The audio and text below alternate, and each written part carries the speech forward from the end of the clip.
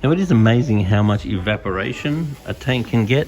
If you haven't been to a job for a while, you get a lot of evaporation. In here we might want to add some extra catfish as well, because you're getting a little bit of algae there. And then maybe some other hollow ornaments wouldn't hurt. Things that the kids would like to look at. It does look like there's a catfish down under there, but getting some extra ones wouldn't hurt. Beautiful, healthy silver shark. Lovely angel. There's actually some really nice angels down at the shop if we wanted to have another couple of angels. I think they look really good. Some mollies that look nice. Maybe some harlequin rasboras would look nice. But some new fish would be a very good idea. So I've given the glass a clean. Now I'm checking the gravel.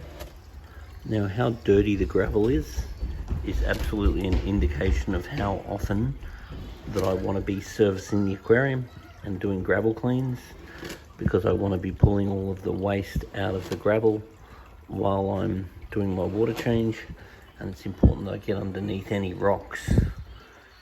Give a good clean under the rocks, and the more dirty that water is, the more regularly it should be cleaned. In this case, it's really not too bad. So next I'm going to clean the filter, and I'm going to use water that I've taken from the fish tank to clean the filter.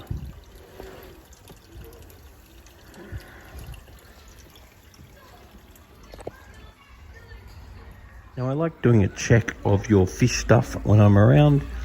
So we've got some conditioning salts, that's good for raising our GH. We've got some water ager, which we want to add any time that we add new water.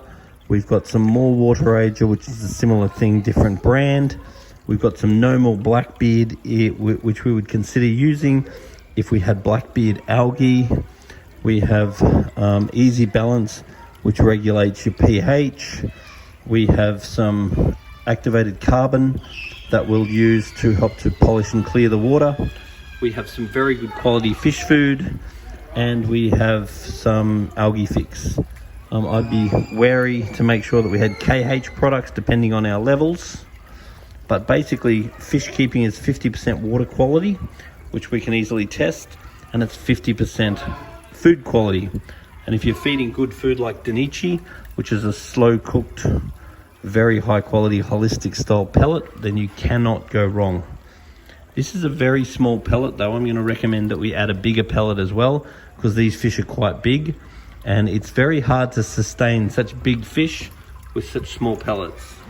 Now water quality is 50% fish food, and because we've got good fish food, you'll find that this aquarium is very forgiving. Now I'm very concerned that the KH seems to be 0, so I'm going to raise that. I'm also going to add a bit of conditioning salt to raise the GH up a little bit. There's basically no ammonia. pH is slightly alkaline, which I'm happy with. Nitrite's 0 and nitrate's pretty well 0. So this tank is basically definitely ready for some new fish once I raise the KH and GH. So now I've added a bit of KH powder just to bring the KH up from 0. And I'm also going to add some probiotic pellets. Now the probiotic pellets, this pellet is about 4 times bigger than that pellet, so it'll help these fish a bit more. And this is a cold extruded food, so you actually get the nutrients in it, just like that one is a slow cooked food, about as good food as you can get.